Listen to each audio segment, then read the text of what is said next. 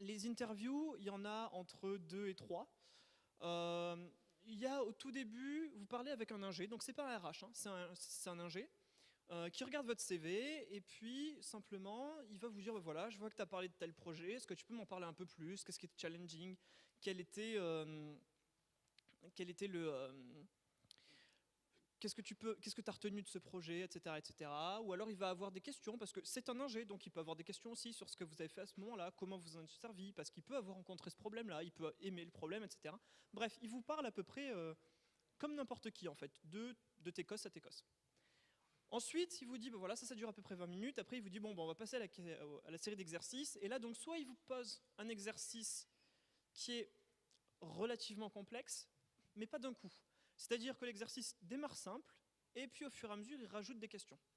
Donc, il peut vous poser des questions relativement simples, vous dire, ben voilà, ça, alors, j'ai une solution naïve, donc je l'implémente, et là, il vous demande, ben, quelle est la complexité de cette solution.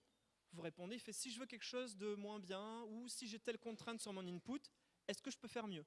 Donc là, c'est à vous de continuer, etc., etc. À la fin de ça, soit l'exo était assez compliqué, il était graduel comme ça, et puis c'est fini, soit, en fait, c'est que des petits exos, il vous en balance 3 ou 4 pendant l'interview. Et toujours pareil, hein, pas de compilo, etc. Il faut faire très gaffe à tout ce qui est off by ones, à tout ce qui est erreur de pointeur, tout ce qui est non-gestion des erreurs, etc. etc.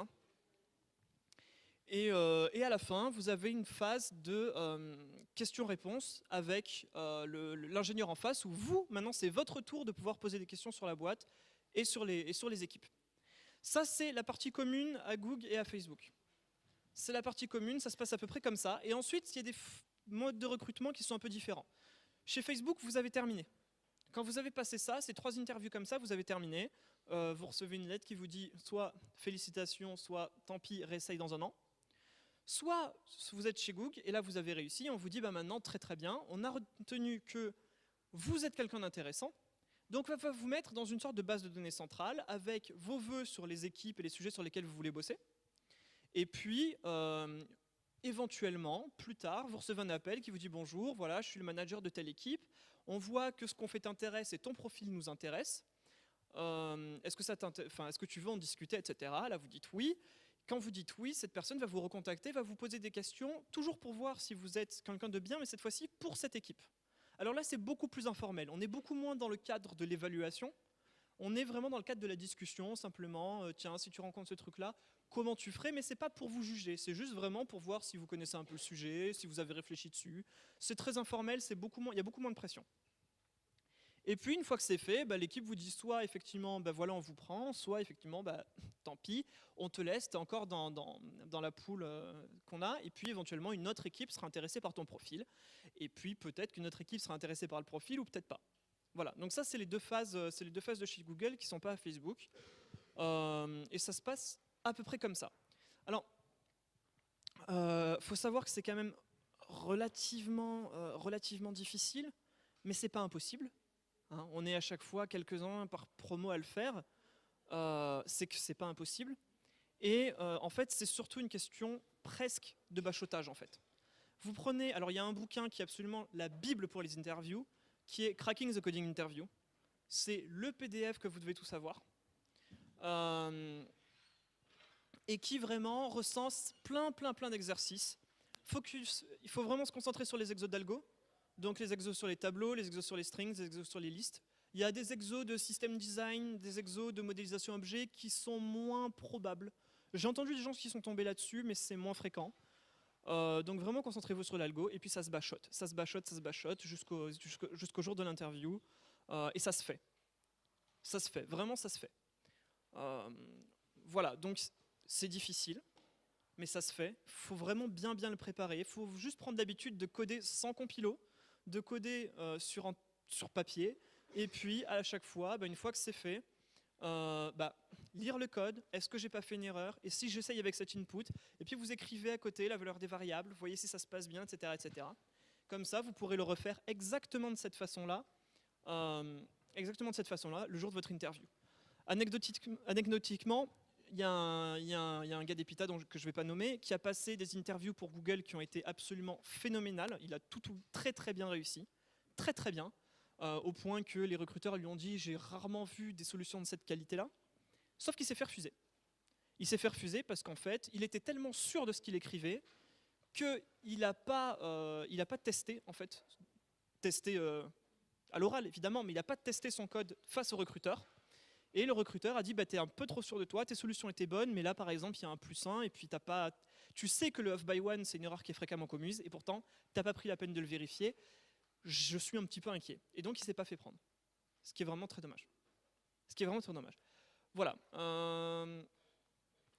Il n'y a pas grand chose de plus. Il y a pas grand chose de plus à dire. Après il y a toute la phase de négociation du contrat, etc. qui est très standard, sur lequel vous avez au final très peu de rôle à jouer. Mais voilà, c'est vraiment le processus de recrutement dont je voulais vous parler. Et maintenant, je vais vous laisser poser vos questions sur les processus de recrutement, sur ce que vous voulez en fait. Sur ce que vous voulez.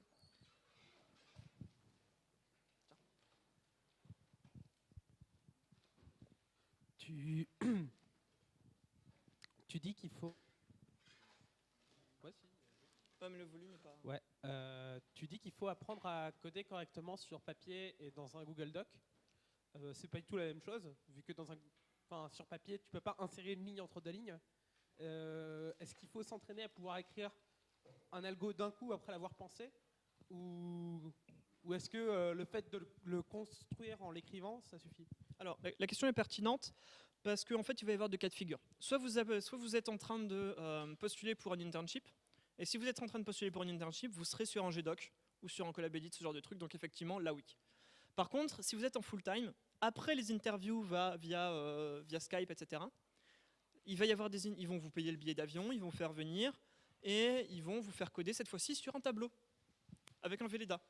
Et donc effectivement, cette fois-ci, soit tu sais laisser de l'espace entre tes lignes au cas où, ce qui est plutôt recommandé, soit effectivement tu passes ton temps à effacer, à raturer, etc. Bon, c'est pas grand-chose, mais voilà.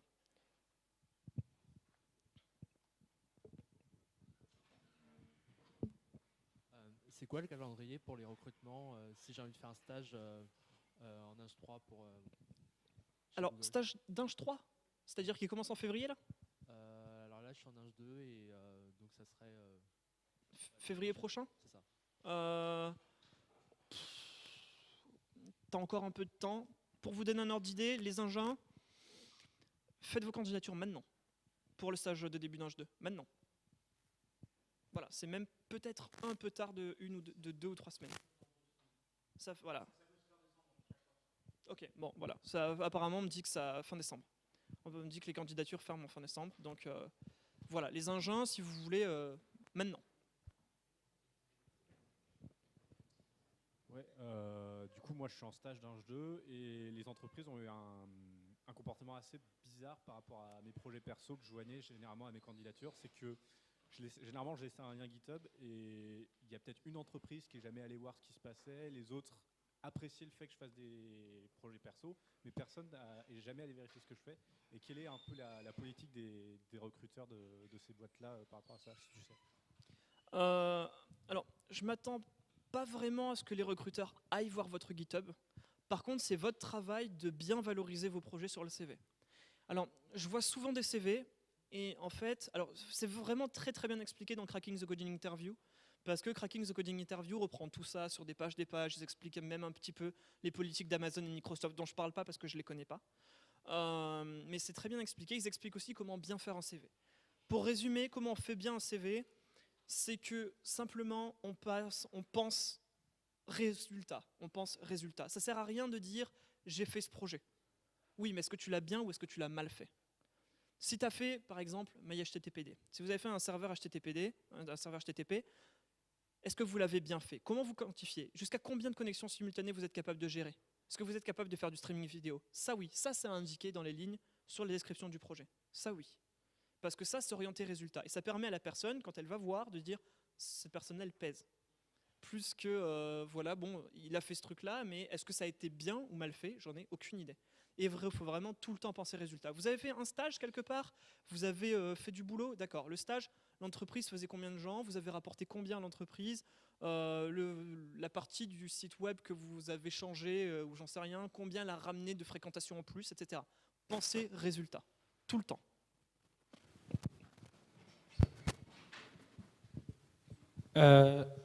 Tu dis qu'il faut envoyer les candidatures maintenant. Et en fait, quand est-ce qu'ils reviennent vers l'étudiant? Est-ce qu'en gros, en l'envoyant maintenant, on a quand même le temps de se préparer? Ouais, alors c'est toi qui vas un petit peu pouvoir aussi donner tes disponibilités. Tu peux lui dire je serai prêt dans 2 ou 3 semaines, pas plus d'un mois, parce qu'il ne faut pas déconner. Maintenant, la question de quand est-ce qu'ils reviennent vers toi, c'est un peu différent. Alors, soit vous faites une candidature via les voies classiques, genre les vraies voies officielles, et là, ils mettent un peu de temps. Genre, des fois jamais, des fois relativement vite, c'est très difficile à dire.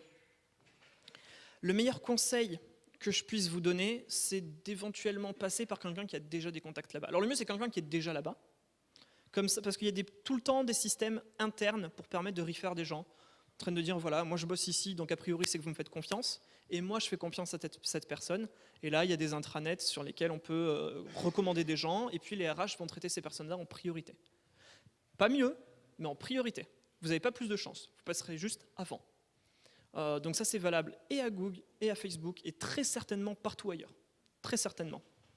Parce que c'est tout simplement cette chaîne de confiance. C'est que les gens qui sont doués connaissent des gens doués et puis c'est tout.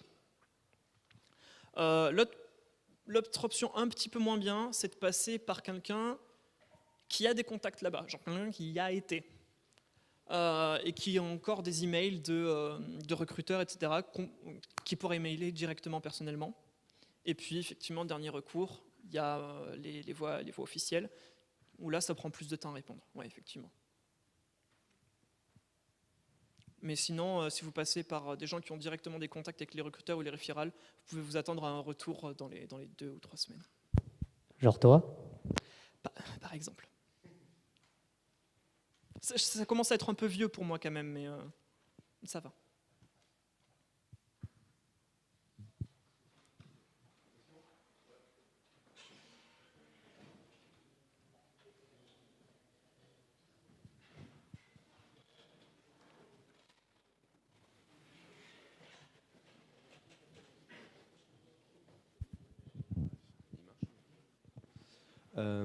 Pour obtenir un visa, t'as fait comment? Excellente question. Alors, si c'est pour un stage, le visa, c'est pas vraiment toi qui va t'en charger. Tu vas être une fois que tu seras recruté, tu vas être mis en contact avec une boîte qui est chargée justement d'obtenir les visas, etc., etc., et qui va t'obtenir un J1. Et t'as pas grand-chose à faire à part remplir des formulaires. Donc c'est tout pris en charge par cette entreprise qui bosse en contact avec l'entreprise dans laquelle dans laquelle tu vas être recruté.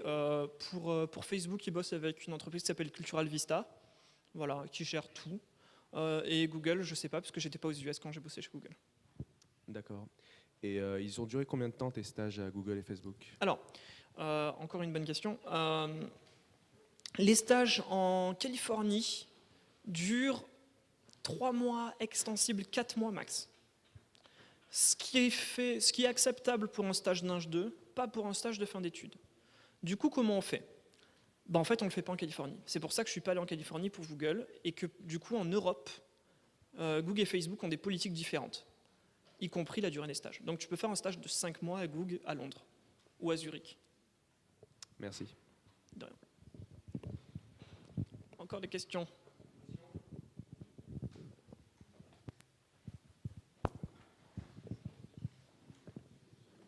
Est-ce que tu sais pourquoi c'est que 4 mois en Californie? Enfin, c'est bizarre. La plupart des recruteurs, ils se disent si tu viens pour trop peu de temps, c'est chiant.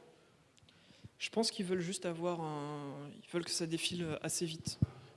Je pense que c'est l'idée, je sais pas, vraiment j'en sais rien.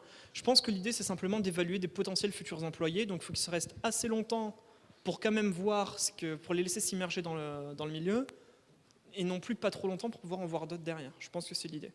Mais je sais pas. Ça a peut-être quelque chose à voir avec les visas, j'en sais rien. En vrai, j'en sais vraiment rien. Tu nous as parlé de ton expérience, mais est-ce que tu sais si les autres étudiants qui ont fait des stages dans Silicon Valley ont eu le même type d'entretien que toi? Tout à fait. Tout à fait, c'est très très général. C'est vraiment ce même outline-là. C'est vraiment ce genre de questions-là. C'est vraiment ce processus-là. Oui, non, c'est très général, c'est pas que moi. Je vous en parle au travers de mon expérience, mais c'est une expérience qui est très facilement généralisable.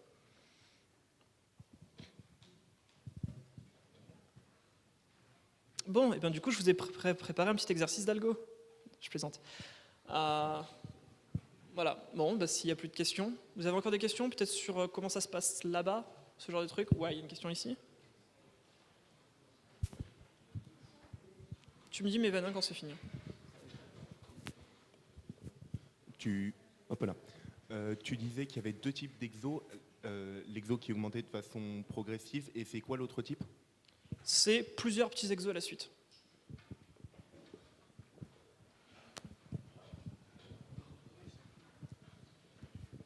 Ouais, juste comment ça se passe au niveau des relations entreprises et PITA? C'est-à-dire que genre ils posent pas de problème? Bonne question. Le stage, c'est une notion qui n'existe pas chez eux. Donc en fait, vous y allez et puis c'est tout. Concrètement, c'est ça. Et puis vous faites votre rapport de stage, comme ça tout se passe bien, et puis c'est tout. Mais il n'y a pas de convention de stage, il n'y a pas ce genre de choses, parce que pour eux, ça n'existe pas. C'est bien franco-français comme truc, donc pour eux, ça n'existe pas.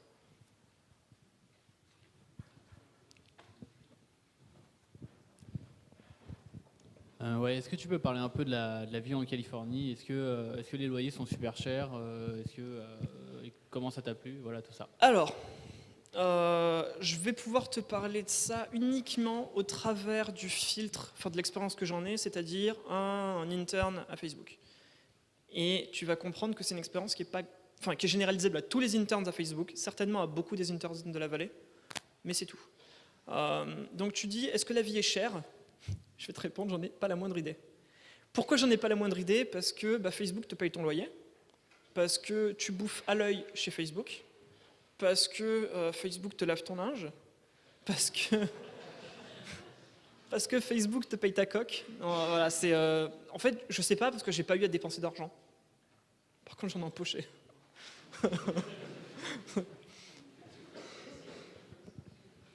Et les apparts sont ultra stylés. À ce sujet, Oui. c'est quoi la fourchette de salaire à laquelle on peut s'attendre? Alors, ça augmente chaque année. Oui. Oui. Je peux pas vraiment donner des vrais chiffres, déjà parce que c'est sous NDA et en plus parce que les chiffres deviennent vite obsolètes. Je peux vous dire qu'en 2013, quand j'y suis allé pour la première fois à FB, dans la vallée, disons que c'était entre 5 et 7K $ le mois. Et que quand j'y suis allé en 2015, on va dire que c'était entre 7 et 9K le mois. Donc il y a de quoi faire. Et puis vous dépensez pas $1 là-dessus. Il n'y a pas de loyer, je répète. Il n'y a pas de loyer, il n'y a pas de bouffe. Donc c'est assez incroyable. À l'inverse, donc ça c'est assez standard dans la vallée. C'est assez standard dans la vallée comme salaire. C'est pas le cas ailleurs, qu'on soit clair. Je crois qu'à Seattle, ça se vaut. À New York, peut-être pareil ou un peu moins. Par contre, après en Europe, ça chute. Même Google à Londres, c'est bien moins. C'est bien moins. D'ailleurs, pour le coup, Google Londres, la vie est chère. Quand même. Enfin, la vie est chère. La vie est chère si vous faites les mêmes mauvais choix que moi, c'est-à-dire je veux absolument pouvoir aller au boulot à pied. Donc il me faut un appart en plein milieu de Londres à Victoria, et donc les prix sont... Mais voilà, si vous n'êtes pas... j'aime pas le métro, ça devrait aller.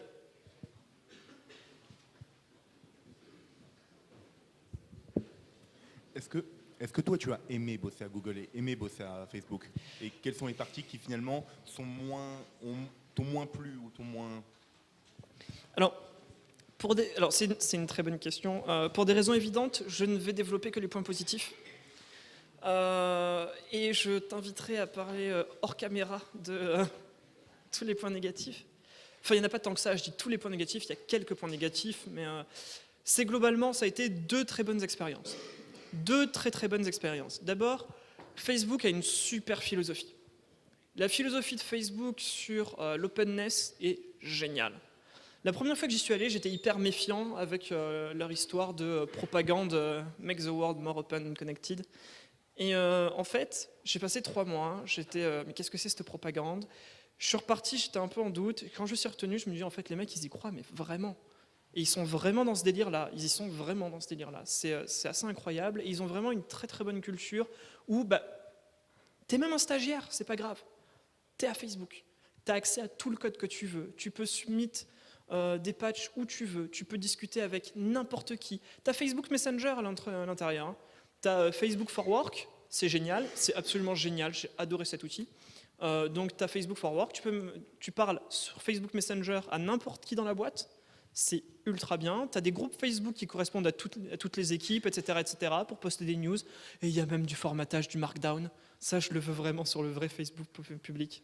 Voilà, c'est fantastique. Donc, vraiment, tu as une vraie culture de liberté dans Facebook, une vraie culture d'ouverture, de pas de barrière, quoi.